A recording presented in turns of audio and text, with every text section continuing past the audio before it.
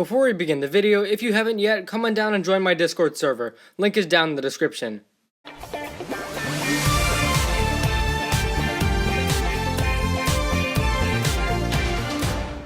Welcome back for a review of episode 12, Master of the Sea. This episode features this season's main backstory section, in which we learn about the story of Niad and Wojira. Many years ago, the first Bijutsu Master arrived in a world ruled by Wojira.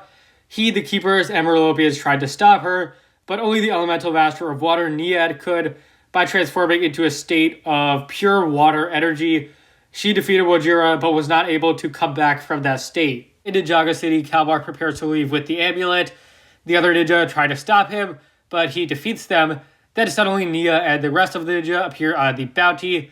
A brief battle breaks out, and then Nia pursues Kalbar as he tries to flee. But Nia gets the Storm Amulet, and they all have a happy ending. They go back to the monastery. Rei and Maya prepare to leave, and Cole takes the amulet to Shintaro. Yes, really awesome. Hilmar and Vanya appear. However, they have the wrong amulet. It's the fake from the island, meaning Kalbar has the real one. Right, so the backstory, fantastic. I seriously love that the animation style is great. The music is great, the narration is very good, but I seriously love that this season has actually expanded upon the creation of Ninjago. It's established that something was there before the first Bijutsu Master arrived, and it clarifies more about the second amulet, the Wave Amulet, that the first Bijutsu Master did give it to the Merlopians, and I guess that's how Kalbar was able to acquire it. But yeah, I mean, I have nothing but praise for that backstory scene. It's just a wonderfully done scene. And then most of this episode takes place on the docks. Great to see the B team in action. Misako and Rei and Kai and Cole and Wu. Yeah, Wu does some more in this episode too, which is very nice to see.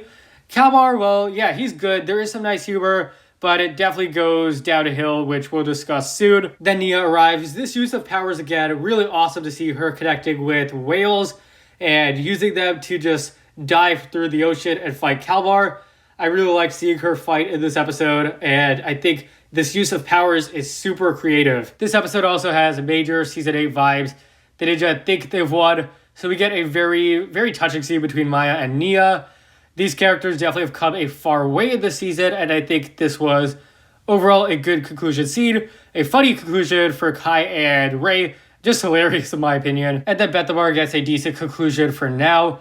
And then really the other highlight of this episode was seeing Shintaro. Vanya is back briefly. Hilmar is back. I love this. I really, really think it's incredible that this show just brought back Vanya and Shintaro. Briefly, maybe for now. Perhaps we'll see them in coming episodes, but even this on its own is good enough. Excellent fan service as well. Really, in the past few years, allied characters appear in their season, and then they never appear again. So I think this was a great change for once, and the ending very ominous when we realize the amulet is fake. This episode, though, definitely has some plot holes.